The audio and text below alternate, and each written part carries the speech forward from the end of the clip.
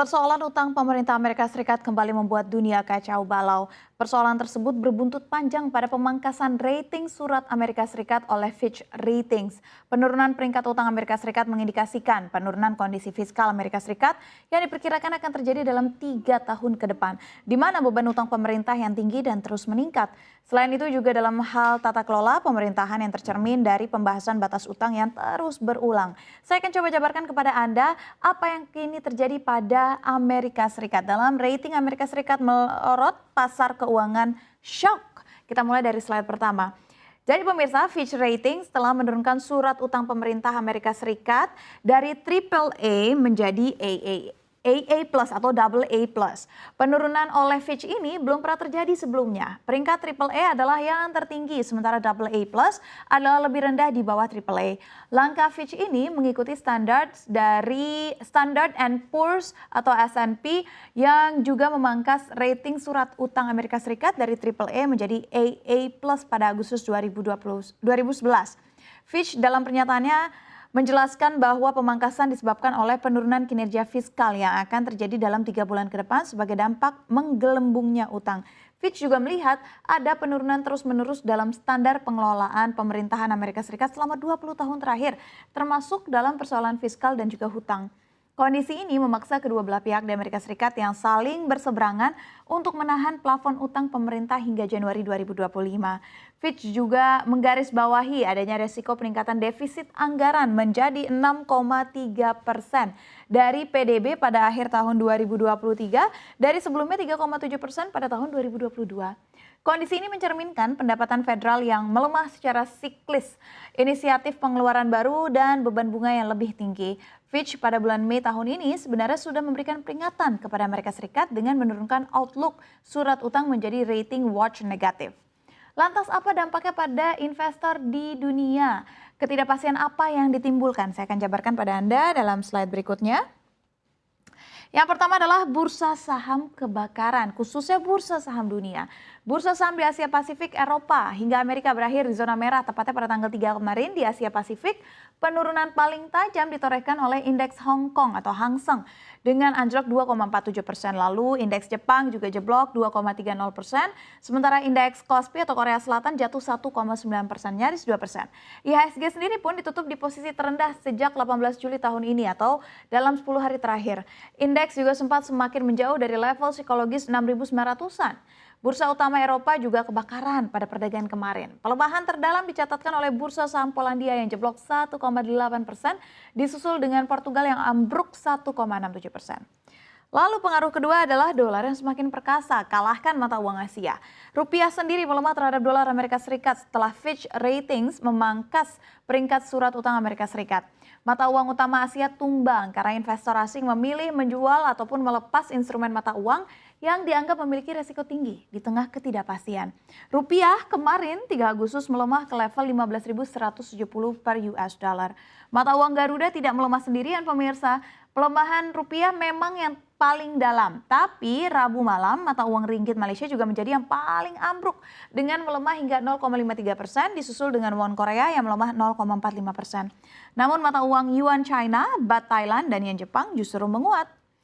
Lalu dampak ketiga adalah yield SBN yang naik. Pemangkasan surat utang Amerika Serikat membuat imbal hasil atau yield surat berharga negara naik.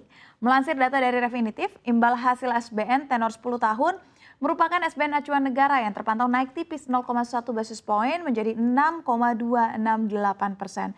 Yield memang berlawanan arah dari harga, sehingga naiknya yield menunjukkan harga obligasi yang sedang melemah karena banyak dilepas oleh investor. Demikian juga sebaliknya. Nah, kenaikan imbal hasil hampir terjadi di semua negara mulai dari Inggris, Jepang, Australia, Jerman hingga Amerika. Tapi pemirsa, apakah ini akan berdampak ke RI? Nah, Bank Indonesia maupun Kementerian Keuangan optimis jika ketidakpastian akibat pemangkasan peringkat utang Amerika Serikat hanya sementara. Secara fundamental ekonomi, Indonesia memang masih sangat kuat sehingga menarik bagi investor. Direktur Surat Utang Negara atau SUN Kementerian Keuangan Denny Ridwan mengatakan sejauh ini belum ada pergerakan signifikan dari dalam pasar SBN. Dia juga menambahkan bahwa dampak negatif penurunan rating ke pasar Indonesia akan bergerak secara terbatas. Kita masuk ke slide berikutnya. Nah, persoalan utang pemerintah Amerika Serikat yang menjadi sorotan Fitch sebenarnya sudah membuat dunia kalang kabut pada Mei tahun ini. tarik ulur antara Presiden Amerika Serikat Joe Biden dan Kongres membuat ketidakpastian global meningkat tajam sehingga pasar keuangan goyang sejak akhir Mei. Nah, persoalan ini bermula karena pembengkakan plafon utang maksud kami dari pemerintah Amerika Serikat yang mencapai 31,4 triliun US dollar. Jumlah tersebut sudah mencapai batas pada Januari 2024 sehingga kenaikan pagu harus segera dicapai. Amerika Serikat akan menghadapi gagal bayar jika plafon utang tak segera disepakati pada 5 Juni 2023. Persoalan menjadi berlarut-larut karena ada perbedaan pandangan. Partai Republik yang menguasai Kongres meminta agar Biden mengurangi belanja. Namun Biden memilih untuk memotong defisit dengan kenaikan pajak atas orang kaya. DPR Amerika Serikat meloloskan rancangan undang-undang tanggung jawab fiskal atau Fiscal Responsibility Act pada akhir Mei 2023. Di antara kesepakatan yang ada dalam RUU tersebut adalah pemberlakuan batas pinjaman yang ada hingga Januari 2025 atau menangguhkan plafon utang hingga Januari 2025. Ini artinya apa? Persoalan debt ceiling ini akan dibahas lagi setelah pemilihan Presiden Amerika Serikat. Sebenarnya dalam lebih dari 82 tahun terakhir, plafon utang sudah dinaikkan lebih dari 100 kali. Ya, plafon utang setidaknya dinaikkan 56 kali saat pemerintahan dikendalikan oleh Partai Republik dan 44 kali di bawah pemerintahan Partai Demokrat. Nah, salah satu drama plafon utang pemerintah Amerika Serikat yang paling sengit terjadi pada masa pemerintahan Presiden Barack Obama di tahun 2011. Plafon utang pemerintah Amerika Serikat juga sudah berlipat ganda dari 49 miliar US dollar atau sekitar 732,55 triliun rupiah di masa Presiden Franklin. Nah, Roosevelt pada 1941 menjadi 31,4 triliun US dollar saat ini.